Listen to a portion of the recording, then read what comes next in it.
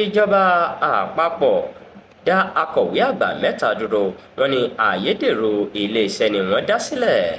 Ààrẹ Bọ́lá Tinubu ti pàṣẹ pé kí wọ́n dá àwọn akọ̀wé àgbà mẹ́ta dúró lẹ́yìn tí wọ́n tún ṣàwárí iléeṣẹ́ ayédèrú mìíràn tó ń ṣiṣẹ́ láàrin ọ́fíìsì akọ̀wé síjọba orílẹ̀-èdè yìí.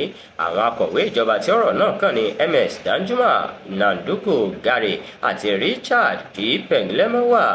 Ààrẹ tó pàṣẹ pé kí wọ́n fi pápẹ́ òfin mú George Buchi Nwabueze, alága àjọ Independent Corrupt Practices and Other Related Offences Commission ICPC, dókítà Musa Aliyu San ló fi ọ̀rọ̀ náà léde fáwọn oníròyìn ní ọjọ́ Ẹtì tó kọjá lẹ́yìn ìpàdé kejì tó ṣe pẹ̀lú ààrẹ láàrin ọjọ́ méjì.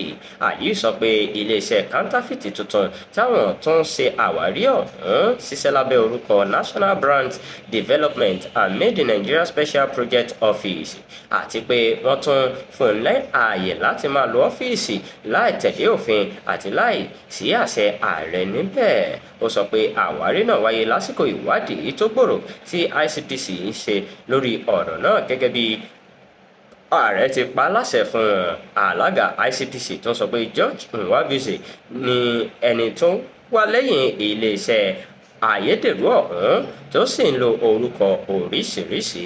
Aliyu tó fi hàn pé wọ́n ti rí i pé ẹni náà ń lo àwọn orúkọ mìíràn bíi mẹ́rin, èyí tó jẹ́ George Nathan Nwabueze, Honourable George Buchi Nwabueze, Prince George Buchi Nwabueze àti George Nwabueze.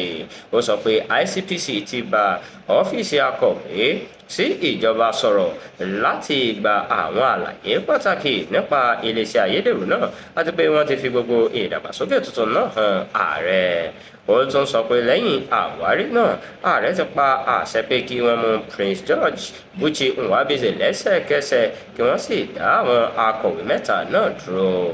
Iléeṣẹ́ National Brand Development and Made in Nigeria Special Project Office jẹ́ iléeṣẹ́ ayédèrú kẹrin tí àjọ ICPC ti ṣe àwárí láti ìgbà tí wàhálà PFIFC náà ti bẹ̀rẹ̀ ní ìbẹ̀rẹ̀ oṣù kẹrin.